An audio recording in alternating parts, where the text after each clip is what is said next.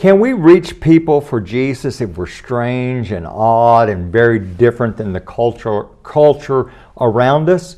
There are many people who would say, oh, no, we need to try to be more like the culture around us. Well, this week we're looking at John the Baptist. Many people would say that John had a very extreme faith, an over-the-top kind of faith, a fanatical kind of faith. But we noticed yesterday that he preached in a limited area. As a matter of fact, he had a confrontational message. But I want you to know today that he was very much a counter-culture kind of person. He look at the very way that he was dressed. Now, John himself was clothed in camel's hair with a leather belt around his waist. His food was locusts and wild honey.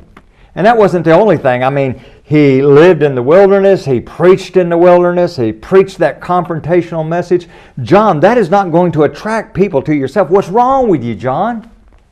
But you see, the reality is, God has always called His people to be a counterculture people, not just for the sake of being different, but to be like God. And when we're like God, we're going to be different than the cultural consensus that we find around us. The church at Corinth, very much the church at Corinth was a counterculture church. They struggled with trying to keep the world out of the church, but they had many people who had left the world behind. Listen to some of the former types of people who were members of the church at Corinth.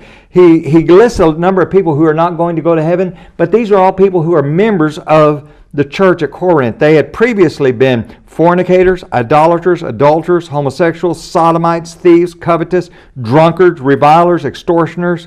And he says those people aren't going to inherit the kingdom of God, and such were some of you.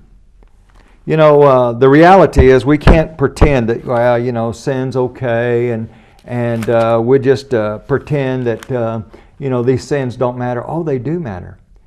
You want one of the most powerful counterculture passages in the Bible? Romans chapter 12, verse 1. Listen closely. Paul begins by saying, I'm begging you.